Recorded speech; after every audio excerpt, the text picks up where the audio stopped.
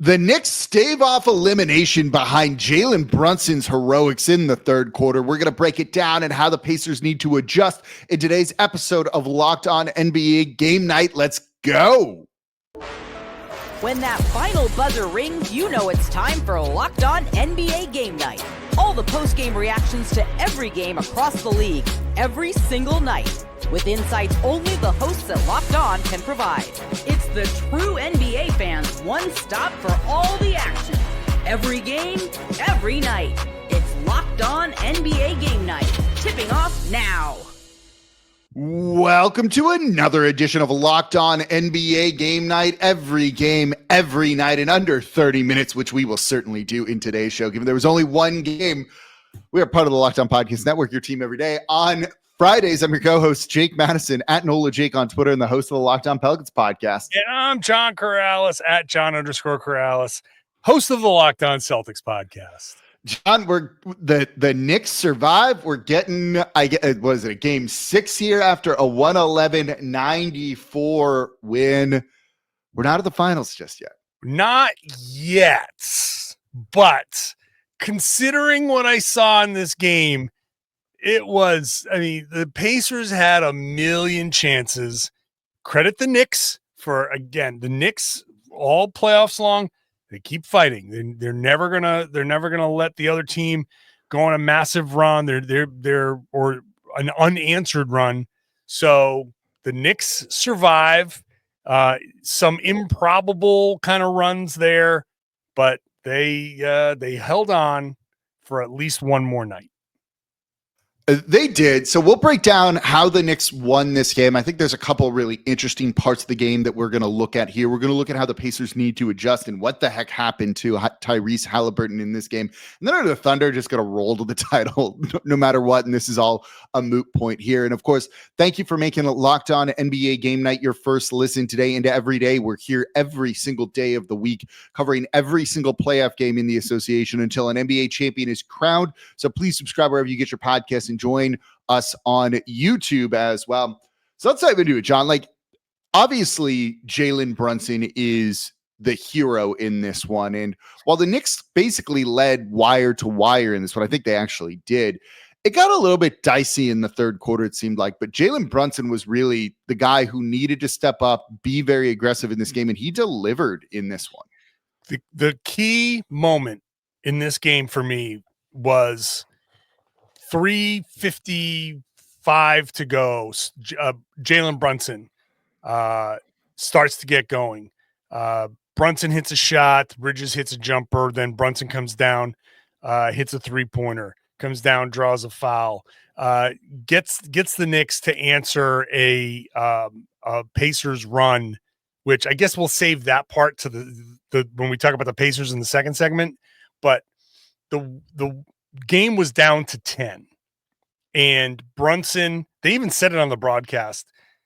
Reggie Miller's like, if the Knicks are going to hold this off, they need it to be all Brunson all the time. And he stepped up, and this is why he, clutch player of the year and all of that stuff.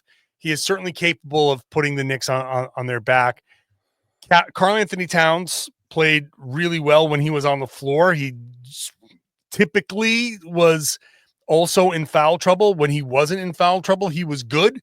But that combination, when you get those two, especially Brunson doing Brunson things, I think part of why the Knicks have fallen behind is that Brunson has struggled. But this was a classic why Jalen Brunson is the head of the snake for the Knicks, why he's, an all NBA player and all of that stuff. This was that type of night.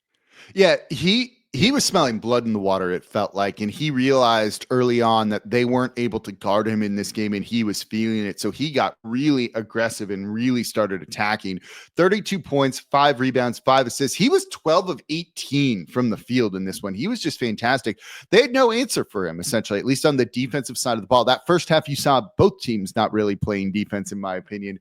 But Brunson just kind of being aggressive. The Knicks had 60 points in the paint. They kind of needed him driving and attacking like that to really open things up. It was also interesting because the Pacers were really clamping down on shooters and almost leaving Brunson to play one-on-one. And it just allowed him to have so much space, which is maybe not the move, in hindsight here with all that. I don't understand some of the defensive decisions that the Pacers made. One of the things,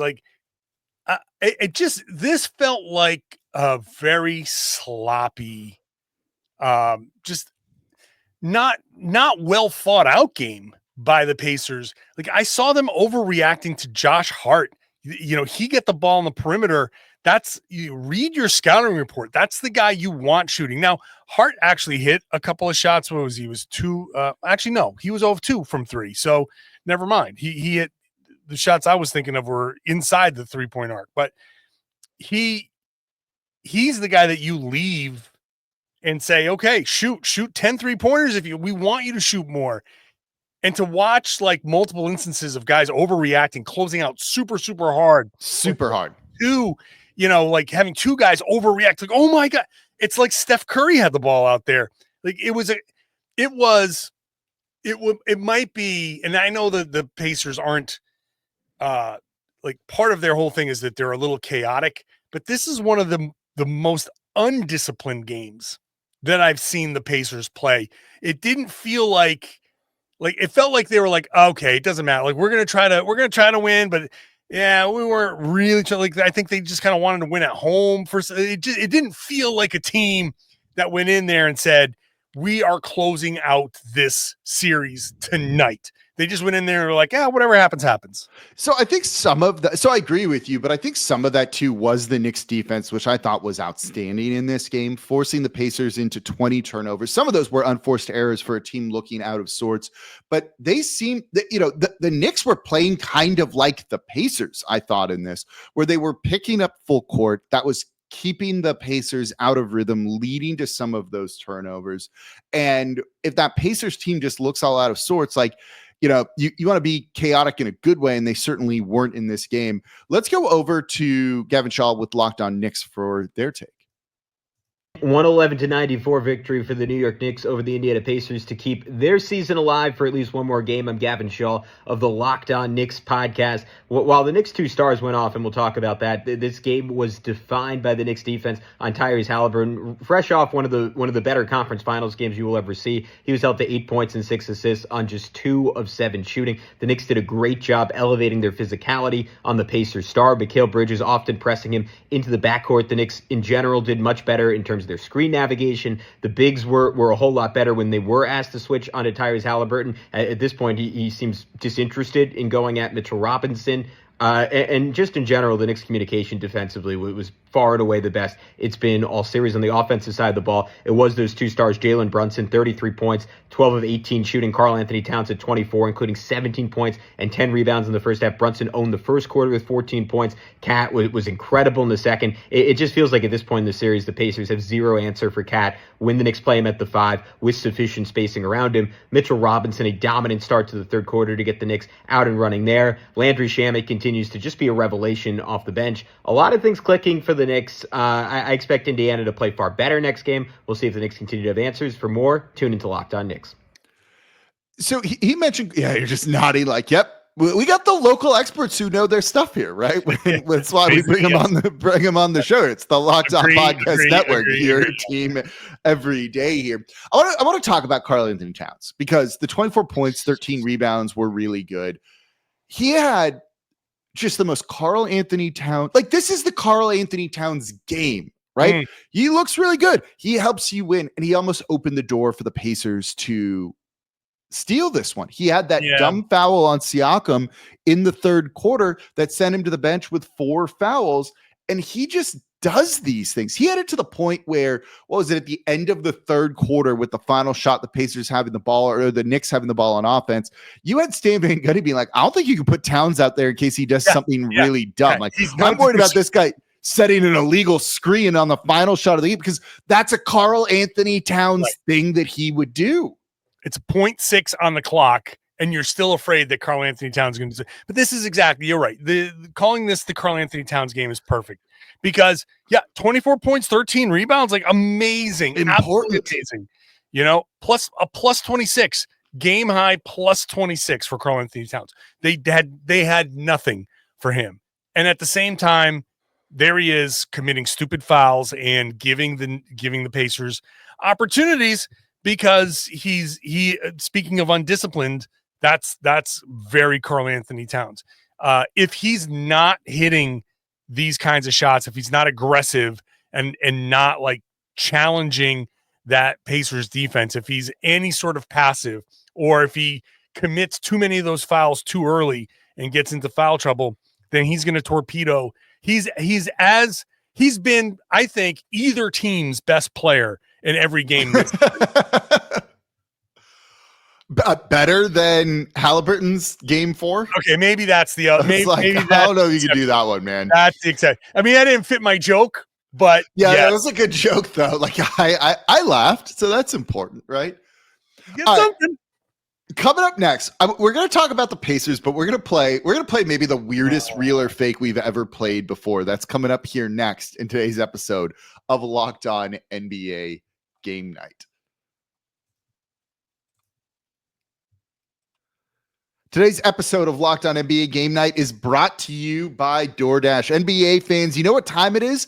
Playoff season means big performances. Towns, Jalen Brunson, and even bigger rewards. So DoorDash is bringing the heat with a slam dunk deal for Dash Pass members during the 2025 NBA playoffs. It's called They Swoosh, You Score. Anytime a player drops 50 or more points in a playoff game, Dash Pass members score a free 3-piece crispy tender combo from Wingstop the very next day. Just place an order of $20 or more. Use the code Wingstop50 at checkout, and that combo is yours. Crispy, delicious, tenders, and totally free. The offer is valid from noon to midnight the day after the game. Terms do apply. Look, you ever order food and all of a sudden your order is like double, triple with fees and different things like that, and you're like, what is going on here? Look, with Dash Pass, you get $0 delivery fees and exclusive perks like this one. Think about how much you could save over the course of an NBA season.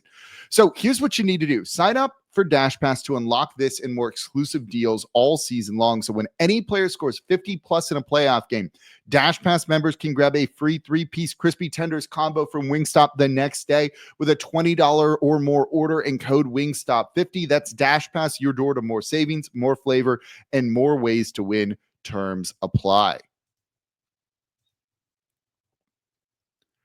And thank you for making a Locked On NBA Game Night your first listen today and every day. We're here Monday through Sunday covering every single game across the NBA playoffs. We'll be doing it for the finals as well. And we're going to keep going into the off season as well. So for your second listen, check out the Locked On NBA Big Board Show.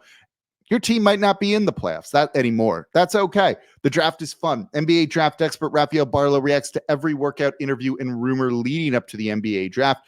Find Locked On NBA Big Board on YouTube or wherever you listen to your podcasts. All right, John, we're going to talk about the Indiana Pacers here in a second, but I want to play real or fake with you really quickly in one of the weirder ones we've ever done. You ready? Yep.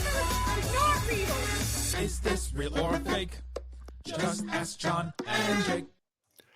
Real or fake? This game has nothing to do with the Indiana Pacers, nothing to even do with the New York Knicks. It has everything to do with the Knicks fan who paid a witch on Etsy to cast a spell to help the Knicks win. Wait. A Knicks fan went on Etsy. Okay. So Etsy has witches. And okay, so and what was the cost of this spell? Yeah. So it's on the Knicks subreddit r/NY Knicks, and it goes, I just paid a witch on Etsy to cast a spell to help the Knicks win tonight.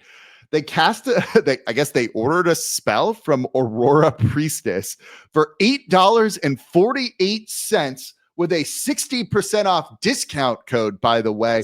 60% off.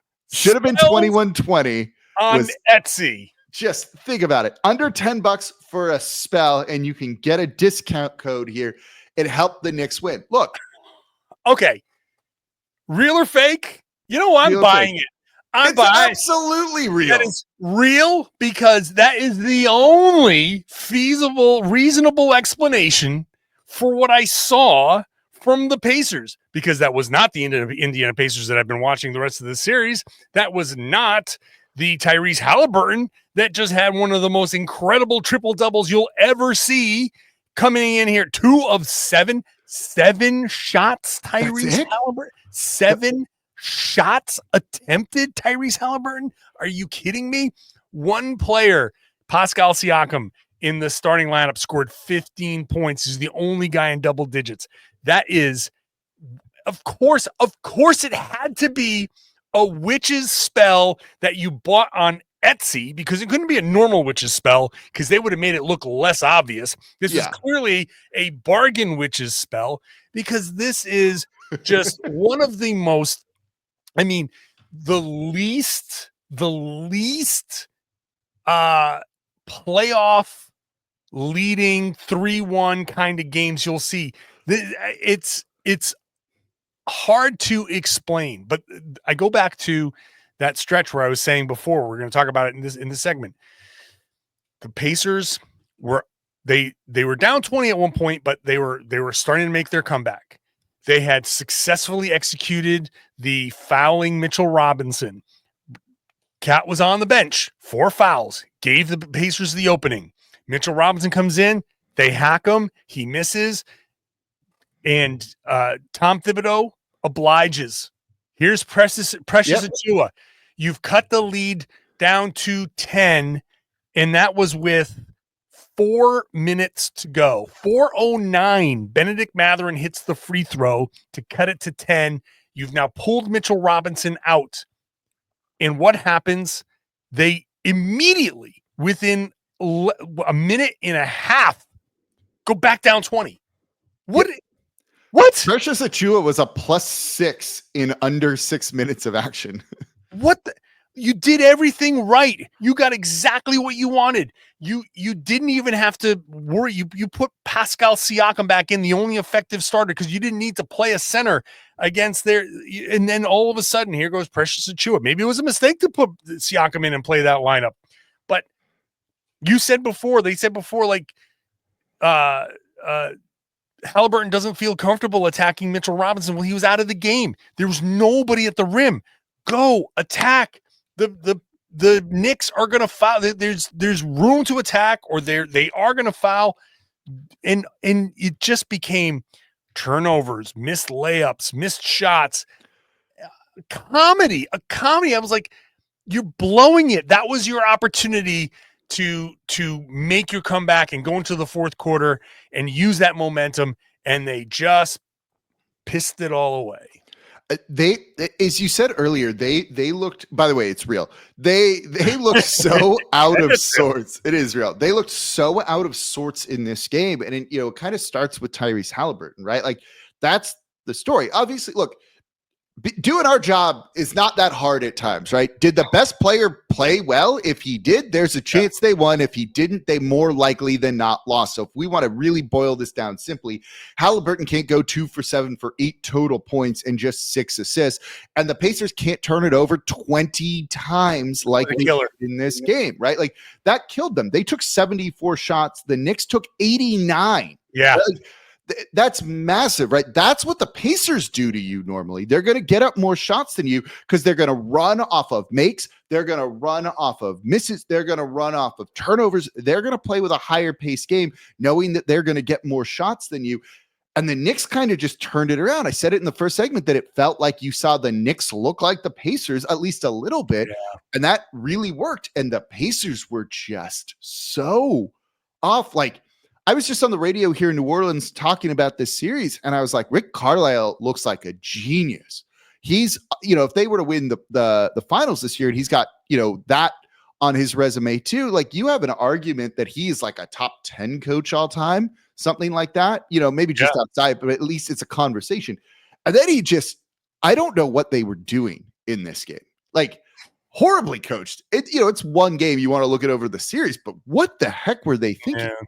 It's just a combination. I think when you see, and I think this is part of the Pacers, like, their appeal is their chaotic and their fast pace, but they were also, this is a surprise for a lot of people. Like, and even somebody like me who was like, I don't know, man, Pacers are dangerous. You're a big Pacers. I time. don't say big Pacers guy, but you believe in this team. Right. I've believed in this team for a long time, but even this, like, they're probably going to the NBA finals, and that's still a surprise. And for a reason, because they have nights where Haliburton doesn't show. And, you know, you've been relying on Aaron Nesmith to do a lot, and he has a 1-for-8 night. And, you know, Nembhard doesn't come through, and Miles Turner doesn't come. Like, everybody has, like, at the same time, a night where they don't come through. It happens to a lot of teams, happens more often to the Pacers. Like, this is just one of those, like, okay, bad night, a lack of aggression.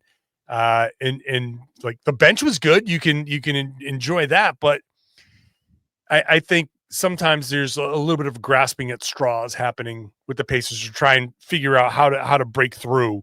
And they just didn't break through. I feel like they're going to do it in Game 6 because they had so many opportunities in this one, but this was just we've seen this from the Pacers before, but this is like a classic. I'm not mad. I'm disappointed in the Pacers kind of game. You know, it never, until like the final 4 minutes left of the game, it never felt like they were out of it to me. And maybe that's just the way the series has gone, particularly those first couple of games, right? Like, where I was like, yeah, I'm not turning this off yet. Like, I'm not going to start planning out the show and hopping on here to record a little bit earlier with you. Right. It was like, we've seen crazier things, and every now and then they'd get it to 12 and they'd have a chance to get it to like single digits and just never be able to get over the hump, probably because of the spell that was cast on him. That's right. You know, like, again, it just goes back to the spell every single time. I feel like this was less, my reaction is more, how are they still in this versus they're not out of this? You know what I mean? Like that sure. like that whole feeling of like, oh, they're not out of this is like they're scrappy and they're finding a way. No, it just felt like, man, they look terrible. How are they still only down 12? You know, like that's kind of like, and I think that's the indictment on the Knicks and why I think that this is going to be over in 6. We'll see. Go check out Locked On Knicks, Locked On Pacers. Make them your second listen today, because it's going to be interesting with at least one more game in this series coming up on Saturday here. So coming up next, does this just mean OKC's winning the whole thing and we don't even need to do shows the next couple of weeks here? Let's talk about it. That's coming up here next in today's episode of Locked On NBA Game Night.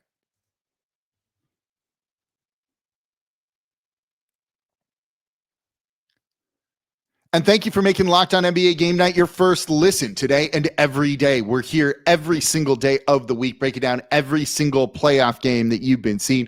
We're going to keep going to the offseason too. We got the draft coming up, free agency soon after that. It's going to be a lot of fun here. We are part of the Locked On Podcast Network, your team every day. For your second listen, it's Locked On Knicks, it's Locked On Pacers. Go listen to them as soon as this show wraps up. All right, John. Yeah, buddy.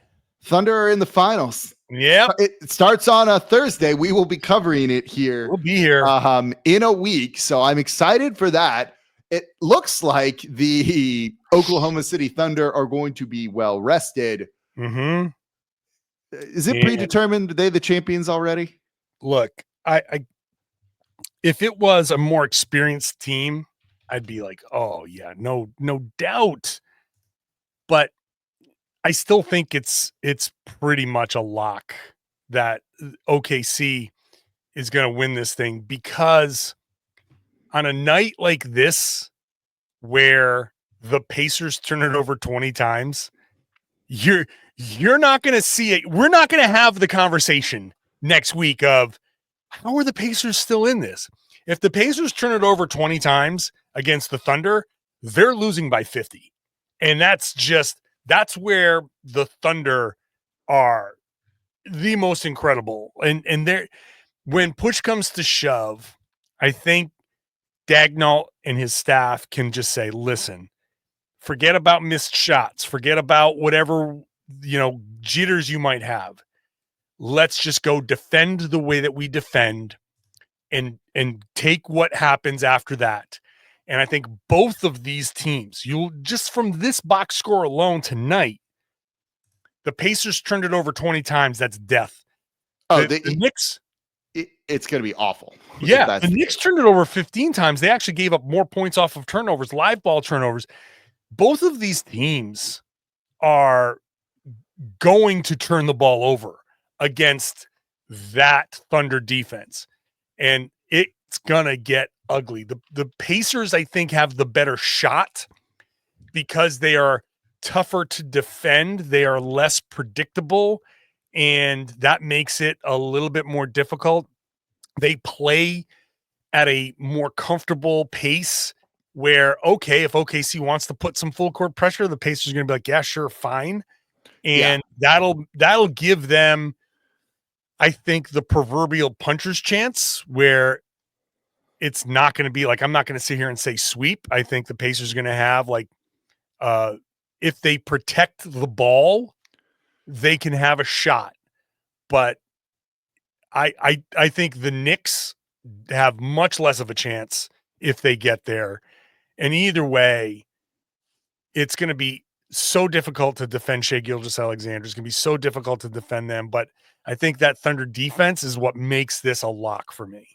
You know, that's a big part of it, right? Like Chet Holmgren protecting the paint down low. If Tyrese Haliburton is struggling with Mitchell Robinson, he's going to struggle more against against Chet Holmgren, right? Like that's kind of what this you're going to look at with it, right? Like, you know, he might have the type of game that we saw in this one tonight, you know, against the Thunder a little bit more often. You know, it's 7 games. It's not that often, but you get the point that I'm making of that series could be hard on him when you have kind of just the defenders that they have, and they can throw multiple different guys at him, right? Like Lou Dort's going to be on him, and then they're going to be funneling things to Chet Holmgren down low. Like that doesn't sound fun if you're Tyrese Haliburton at all. And they're going to make him work for absolutely everything. And then you just look at the riches on this Oklahoma City Thunder team. Like you look at it, J-Dub, right? Jalen Williams, that guy could be number one on a lot of teams, half the teams in the league. It feels like that's how well he is playing now as